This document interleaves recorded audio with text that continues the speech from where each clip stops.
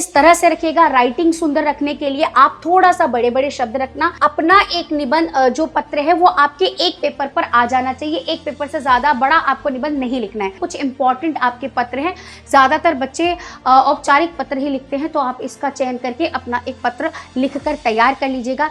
एक लाइन छोड़कर आप धन्यवाद रखेंगे, फिर अपनी डेट यहाँ पर मेंशन करेंगे। हेलो बच्चा लोग, तो बहुत सारे स्टूडेंट मुझसे पूछ रहे थे कि मैम इस बार कौन से पेपर में हमारे पत्र आने वाले हैं, प्लीज आप उन्हें बता दीजिए। तो आज की इस वीडियो के अंदर मैं आपको वो सारे महत्वपूर्ण पत्र बताने वाली हूँ और साथ साथ में ये भी बताने वाली हूँ कि आपको पेपर में एक पत्र कैसे लिख के आना है जिससे आपके पूरे 4 नंबर पक्के हों। तो चलिए सबसे पहले हम एक पत्र लिखना सीखते हैं और फिर वो इंपॉर्टेंट पत्र जानेंगे जो आपके पेपर में आने वाले हैं। ठीक है, देखिए जी बेटा, आपको सबसे पहले क्या करना है कि अपना एक निबंध जो पत्र है वो आपके एक पेपर पर आ जाना चाहिए। एक पेपर से ज्यादा बड़ा आपको निबंध नहीं लिखना है। इसके लिए सबसे पहले आपको क्या करना है कि आपको प्रश्नोत्तर संख्या मेंशन करनी है। प्रश्नोत्तर संख्या 8 नंबर पर आपका पत्र आता है, तो आप उसको रख दीजिएगा। इसके बाद आप साइड में सेवा में बनाएंगे। ठीक है, यहाँ इस तरफ से लिखना शुरू करेंगे। हाशिए के पास सेवा में लिखेंगे स्वास्थ्य अधिकारी, नगर निगम कानपुर, उत्तर प्रदेश। जिस पर भी आपको, अगर प्रधानाचार्य को आ रहा है तो प्रधानाचार्य को लिख रहे हैं तो उनका लिखिए, फिर आप अपने स्कूल का नाम लिखिए, स्कूल कहाँ पर है ये बताया, और ये चीज आपको पूरा मेंशन करना होता है। इसके बाद आप एक लाइन छोड़ेंगे। एक लाइन छोड़कर आप विषय लिखेंगे। विषय लिखना बहुत जरूरी होता है। यहाँ देखो बेटा, कुछ नंबर आपके फॉर्मेट, 2 नंबर आपके फॉर्मेट के होते हैं और 2 नंबर आपके जो आप पत्र के अंदर कंटेंट लिखते हैं उसके मिलते हैं। तो आप अगर फॉर्मेट अच्छा सा रखते हैं तो 2 नंबर वहीं पक्के हो जाते हैं। फिर आप विषय लिखेंगे। विषय का जो आपको हेडिंग है वो आपको प्रश्न में ही मिल जाएगा। जैसे यहाँ पर हमने लिया है मोहल्ले में नालियों की समुचित सफाई हेतु, तो इसको आप रख दीजिएगा। इसके बाद आप फिर से एक लाइन छोड़ेंगे। देखिए मैंने जैसे यहाँ पर छोड़ रखा है, फिर आप महोदय करके लिखेंगे।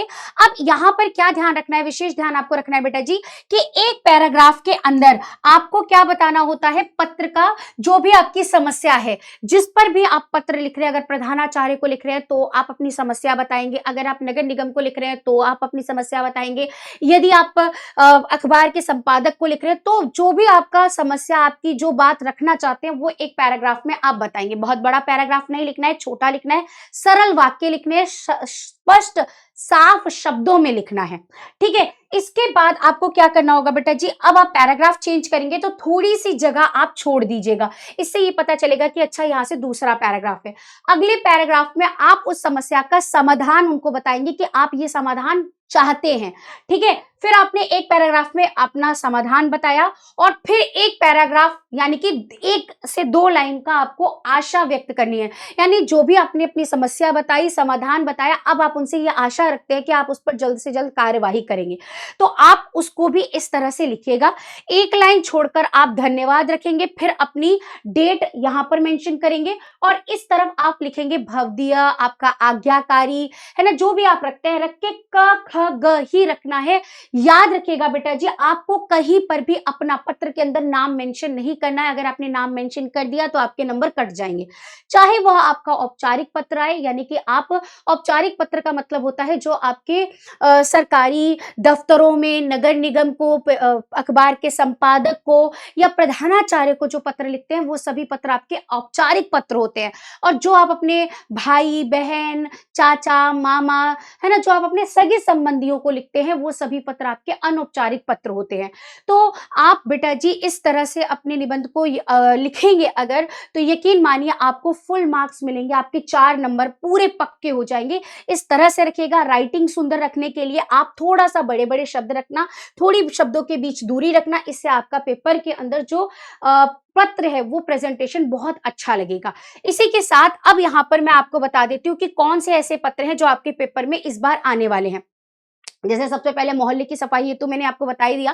फिर रेलवे के प्रबंधक को आपको एक शिकायत पत्र लिखना है जिसमें उन्होंने आप टिकट निरीक्षक है उसने आपके साथ अभद्र व्यवहार किया। आपके विद्यालय में पुस्तकें मंगवाने के लिए हिंदी पुस्तक पत्र पत्रिकाओं के अभाव के लिए आपको अनुरोध करते हुए पत्र लिखना है। राज्य परिवहन निगम के मुख्य प्रबंधक को बस चालक ने आपके साथ क्या है अच्छा व्यवहार नहीं करा है, उसके लिए एक शिकायती पत्र लिखना है। अखिल भारतीय वाद विवाद प्रतियोगिता में प्रथम स्थान विजेता को आपको यानी अपने मित्र को एक पत्र लिखना है और वाद विवाद प्रतियोगिता के प्रथम स्थान प्राप्त करने वाले अपने चचेरे भाई को, ठीक है, या तो मित्र आए या चचेरे भाई आए, आप कोई भी इस पर अपना पत्र लिख सकते हैं। तो ये कुछ इंपॉर्टेंट आपके पत्र हैं। ज्यादातर बच्चे औपचारिक पत्र ही लिखते हैं, तो आप इसका चयन करके अपना एक पत्र लिखकर तैयार कर लीजिएगा। यकीनन आपके पूरे 4 नंबर पक्के हो जाएंगे।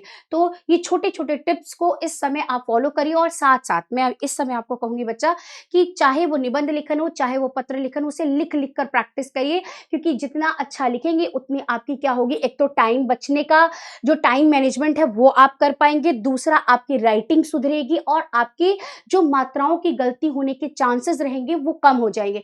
आपको पेपर में सोच सोच कर नहीं लिखना पड़ेगा, पहले से आप तैयारी करे रहेंगे तो आपके हाथ अपने आप एग्जामिनेशन हॉल में चलते रहेंगे।